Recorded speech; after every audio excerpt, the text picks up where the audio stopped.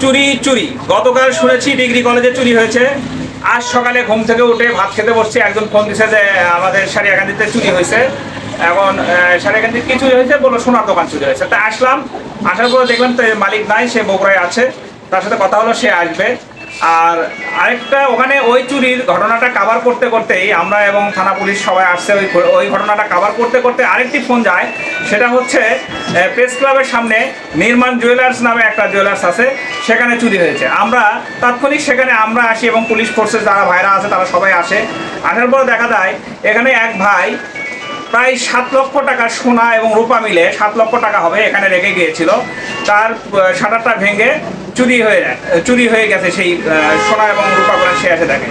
তার বক্তব্য হচ্ছে সে এই ব্যবসাটা করে, তার মা অসুস্থ, বাবা অসুস্থ, সে নিজেও একটু অসুস্থ। 7 লক্ষ টাকার মতন সে ঋণ করে এই সোনাগুলো সে দোকানে রাখছে। কিন্তু চোরেরা তার এই সুখটা নষ্ট করে দিল। তার এই সুখের ঘরে যে জিনিসগুলো আসে সব চুরি করে নিয়ে গেল, তাকে দুঃখের সাগরে ভাসায় দিয়ে গেল।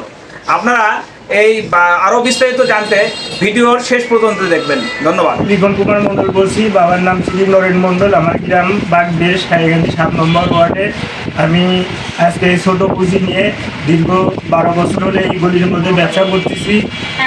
আল্লাহ দিলে আমার কোনো সমস্যা হচ্ছিল না। টুকবুক করে ঋণ দিয়ে 7 লক্ষ 8 লক্ষ টাকার মতো লোন নিয়ে এই পুঁজি নিয়ে আমি ব্যবসাটা করতেছি। এর মাঝে আজকে আমার এই দুর্ঘটনাটা হয়ে গেল। আমি একবারে নিঃস্ব হয়ে গেলাম।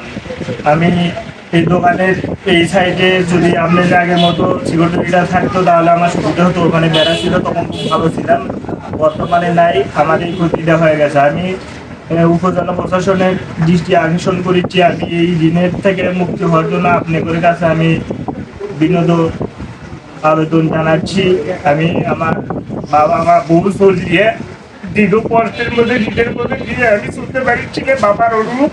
আজকে আমার এই ক্ষতিটা আপনারা জেনে হোক এভাবে যদি উত্তর করে দিতে পারেন আমার জিনিসগুলো আমি অনেক বাঁচতে পারবো।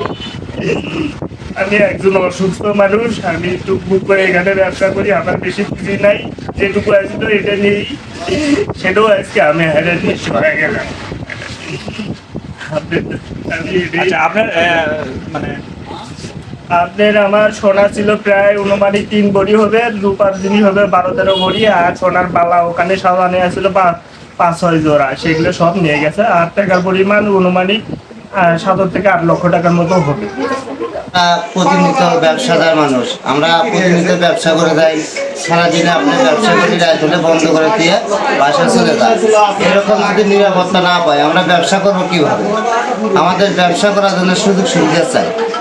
আপনারা প্রশাসনের কাছে দৃষ্টি আকর্ষণ করে বলতেছি, আপনারা আমাদের বিরুদ্ধে বা আমার ব্যবসার দিক দিয়ে আপনারা নজর রাখুন। এভাবে যদি প্রতিনিয়ত চুরি হয় আমরা তো একবারে পথের ভিতরে হয়ে যাবো।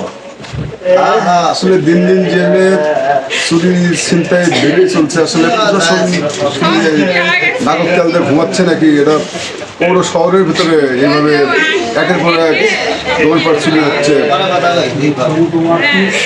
আমি তো কোনো খুঁজে পাচ্ছি প্রশাসন কি নির্বিকার? আমি মনে করি প্রশাসনের চরম গাফিলতির কারণে আজকে দিনের পর দিন চুরি হচ্ছে। প্রশাসন কি নাকে তেলতে ঘুমায়?